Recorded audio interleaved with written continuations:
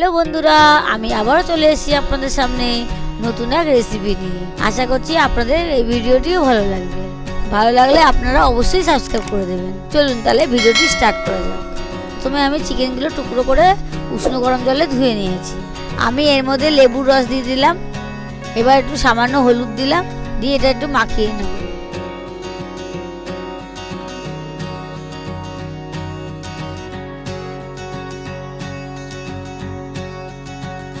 আমি একটু সামান্য ভিনিগারও দিয়ে নিলাম।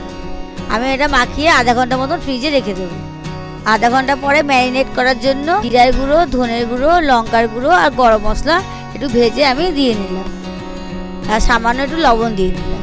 ভালো করে ম্যারিনেট করে নেব।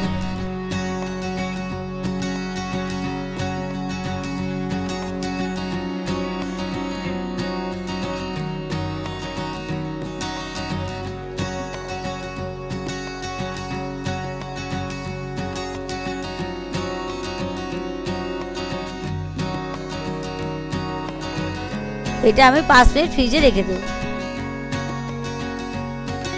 5 মিনিট পরে আমি এর মধ্যে পেঁয়াজ কুচি, লঙ্কা কুচি, 4 চামচ বেসন আর 1 চামচ চালের গুঁড়ো আমি দিয়ে নিলাম।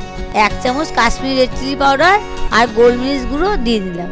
দিয়ে এটা ভালো করে আমি মেখে নেব।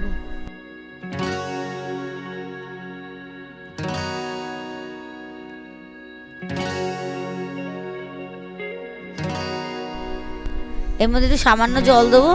জল দিয়ে আমি একটু মেখে নেব। ভালো করে এটা আঠালো আঠালো করে মেখে নেব, যাতে চিকেনের সাথে মশলাগুলো লেগে যায়।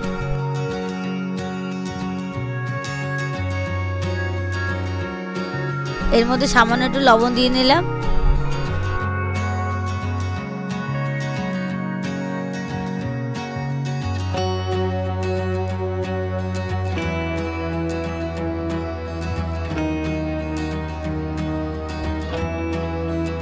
দেখছেন আর কি সুন্দর আঠালো আঠালো হয়েছে। মাখানো আমার হয়ে গেছে।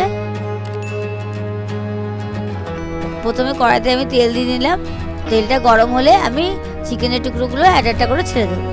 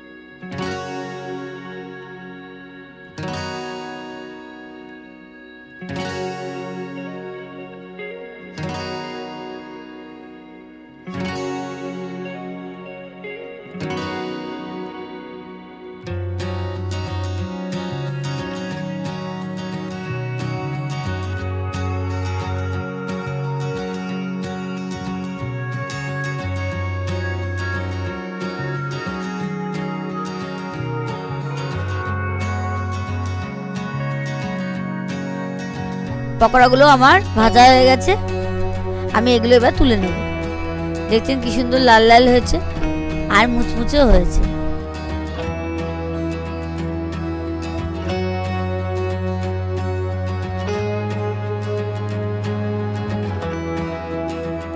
এইভাবে আমি সবগুলো ছেড়ে দেবো।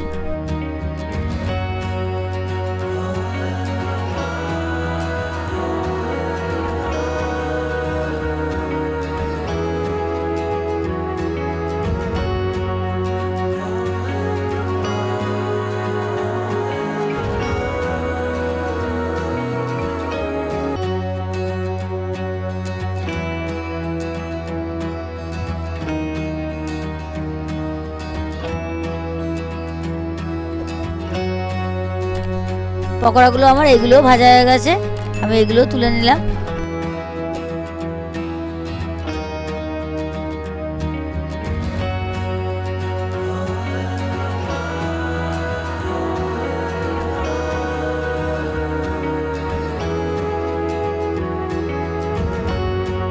ব্যাস রেডি হয়ে গেল মুচমুচে চিকেন পকোড়া। ভিডিওটি যদি ভালো লাগে লাইক, কমেন্ট, শেয়ার করতে ভুলবেন না।